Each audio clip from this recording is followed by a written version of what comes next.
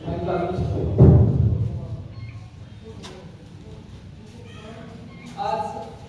खऱ्या अर्थानं नवीन वर्ष, मात्र हे नवीन वर्ष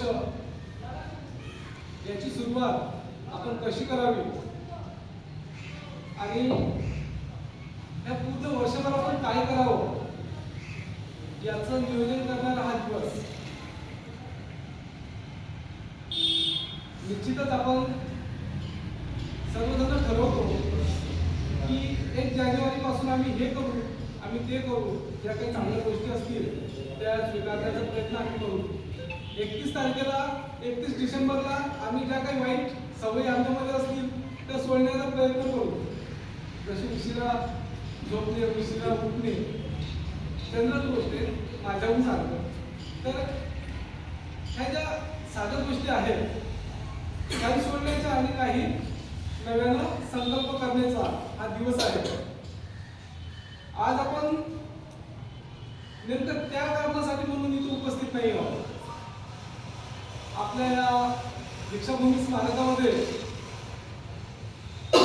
जे आजचं निमित्त आहे शौर्य दिनाचं, या शौर्य दिनी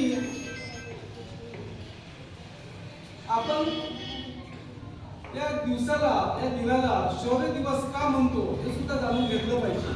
मला आवडून असं वाटत आहे की आज माझ्याकडे प्रास्ताविक आहे, स्नेहताईने प्रास्ताविक दिलं माझ्याकडे. तर हा छोटेखानी कार्यक्रम जर आपण इथं आयोजित करतो तर त्याचं प्रास्ताविक म्हणजे मुख्य मसुदा किंवा मुख्य मथळा हा आपल्याला समजला पाहिजे कशासाठी. तर शौर्य दिनाला इतिहास आहे. हा ऐतिहासिक दिन आहे. बरेचदा ह्या दिवसावर वादविवाद झाले, दंगे पेटले, मात्र ह्या सर्व प्रकरण का घडले आपण हे समाजासमोर मांडलं पाहिजे. आजची जी परिस्थिती आपली आहे तीच परिस्थिती कायमची नव्हती. आपल्याला पूर्वपीठिका आपल्याला जाणून घ्यावं लागेल. ज्या अवस्थेमध्ये, ज्या परिस्थितीमध्ये आपण जीवन जगलो, आपल्या पूर्वजांनी जीवन जगलं, ती अवस्था आज जरी नसली तरी आपल्याला इतिहास विसरता येणार नाही.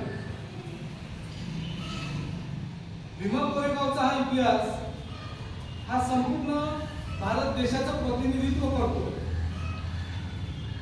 चांगली वाईट परिस्थिती एखाद्या विशिष्ट समूहाचं, एखाद्या मोठ्या समूहावर वर्चस्व किंवा शासन चालणं ही तेव्हाची पद्धत.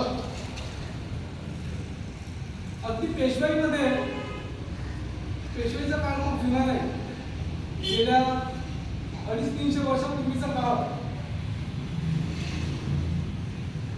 तर त्या काळामध्ये जे शूद्र मानले जाणारे लोक होते त्यांचं जीवनमान कसं होतं, शूद्र अतिशूद्र हे प्रकार होते. तेव्हाच्या तत्कालीन समाज व्यवस्थेनं लागलेली एक प्रकारची गुलामी ही आपल्या लोकांवर होती. आज आपण SC, ST, OBC, मायनॉरिटी ह्या सगळ्या गोष्टी संविधानिकरित्या किंवा संविधानामध्ये नमूद आहेत म्हणून बघतो, मात्र तेव्हाची एक उतरंड होती. ब्राह्मण, क्षत्रिय, वैश्य, शूद्र, अतिशूद्र या प्रकारची उतरंड होती. आणि त्याच प्रकारे मनुस्मृतीनुसार या उतरंडीमध्ये आपण जीवन जगत होतो. पण आपली अवस्था आणि आपली कॅटेगरी यामध्ये कोणती होती हे जाणून घ्या. आज जरी आपल्याला ह्या गोष्टी म्हणजे कानावर आपल्या वारंवार पडत नसतील, मात्र विसरता सुद्धा येणार नाही. कारण आपण शासनाचे किंवा प्रशासनाचे भाग नाही आहोत. तुम्हाला सांगतो, राजकीय परिस्थिती पाहता आपण पूर्णतः कोलॅप्स झालेलो आहोत. राजकीय क्षेत्रामध्ये आपला कुठेही 1% सुद्धा सहभाग नाहीये, लक्षात घ्या. दुसरा विषय, राजकीय क्षेत्रामध्ये आपण का समोर नाही आहोत, त्याचे कारण सामाजिक आणि धार्मिक ते बाबतची आपली जी माहिती आहे किंवा जे नॉलेज आहे आपल्याला ते नसणे हे आहे. एखाद्या क्षेत्रामध्ये तुम्हाला जाऊन मोठं व्हायचं असेल तर त्या क्षेत्राचं पूर्ण बेसिक तुम्हाला माहिती असलं पाहिजे. परंतु सन 1918 मध्ये घडलेला हा प्रकार काय नेमका, बरेचदा विचारला जातो की भीमा कोरेगावचा हा प्रकार कसा घडला, का घडला, कोणी घडवला. तर याचं संपूर्ण माहिती तुम्हाला आता जे आपले मुख्य मार्गदर्शक आहेत तिथे यांच्याकडून मिळेलच. मात्र तुम्हाला मला सांगायला आवडेल की शौर्य दिनाचे औचित्य साधूनच सन 2017 मध्ये आपण याच दीक्षाभूमी स्मारकामध्ये ज्ञानसूर्य डॉक्टर बाबासाहेब आंबेडकर नावानी वाचनालय चालू केलं. आज त्या वाचनालयाचा 9वा वर्धापन दिवस आहे आणि हे वाचनालय यशस्वीरित्या चालवलं. कोणालाही कोणत्याही गोष्टीचा त्रास नाही, समाजाला याच्यापासून कोणताच बाधा नाही, आर्थिक बाधा नाही किंवा वाचनालयाचे जे संचालक मंडळ आहे त्या संचालक मंडळाचा सुद्धा कोणत्याही प्रकारचा त्रास नाही. उलट जे सामाजिक किंवा धार्मिक कार्य आहेत ते सातत्याने चालूच आहे. संचालक मंडळाचं मी खरंच धन्यवाद मानतो, त्यांचं अभिनंदन सुद्धा करतो ह्या सर्व गोष्टींसाठी की ते वारंवार जे सामाजिक कार्यक्रम किंवा उपक्रम राबवता येत असतील ते सर्व राबवण्याचा प्रयत्न करतात. पुन्हा एक गोष्ट आवर्जून तुम्हाला सांगावीशी वाटते की या आपल्या वाचनालयामधून 2017 पासून जवळपास 72 विद्यार्थी शासनाच्या निरनिराळ्या सेवेत रुजू झालेले आहेत.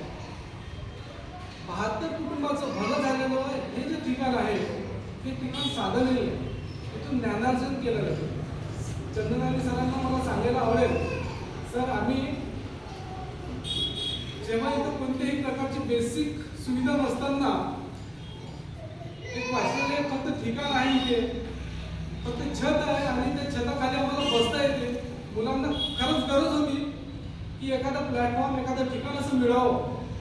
बरेचसे आपण मंदिर पाहतो, बौद्ध विहार पाहतो, मस्जिदी पाहतो की ज्या ठिकाणी एकदा तुम्ही प्रार्थना केली, वंदना केली की त्यानंतर दिवसभर ते मंदिर, बौद्ध विहार किंवा मस्जिद हे बंद राहते. मात्र जर त्याचा खऱ्या अर्थाने उपयोग करायचा असेल तर तुम्हाला तिथं वाचनालय सुरू करावं.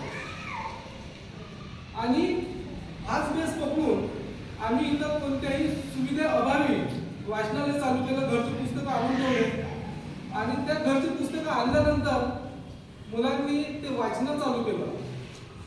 आणि ज्या दिवशी आम्ही हे ठरवलं होतं 1 जानेवारी 2017 की इथं वाचनालय चालू करायचं आणि इथून एक विद्यार्थी जरी शासनाच्या सेवेत रुजू झाला तर आमचा जो विचार आमच्या मनात उत्पन्न झाला, ज्याला आम्ही कार्यान्वित केलं, तो आमचा विचार यशस्वी झाला असं आम्ही मानू. मात्र पाहता पाहता एक सोडून 72 विद्यार्थी शासनाच्या सेवेत रुजू झाले. आणि मला असं वाटते की आपण आपल्या प्रबळ उच्च शिकण्यानुसार चाललो किंवा एखादा चांगला विचार आपल्या मनात उत्पन्न झाला आणि तो विचार आपण जर समाजाला दिला तर निश्चितच त्यातून काहीतरी चांगलं घडून येते. आजही विद्यार्थी आमच्याजवळ जागा नाही आहे त्यामुळं संख्येनं कमी आहे, मात्र विद्यार्थी येऊन बसतात एवढं निश्चित अभ्यास करतात कारण गरज आहे. आज अचलपूरमध्ये आम्ही एक माणूस ठेवलाय सर की या अचलपुरातून आमच्या ज्यानं होईल तेवढी बेकारी दूर करायची, बेरोजगारी दूर करायची. माध्यम कोणतेही असो, वाचनालयाचं माध्यम असो किंवा इतर काही गाईडलाईन देता येत असतील आम्हाला त्यांना तर त्या सुद्धा आम्ही देऊ. आणि आमच्या या वाचनालयाचा मुख्य उद्देशच आहे की समाजामध्ये जनजागृती आणायची आणि समाजातील जे बेरोजगार मुलं आहेत त्यांना शासकीय सेवेत रुजू करायचं. एवढं बोलतो, इथेच माझं वाचनालय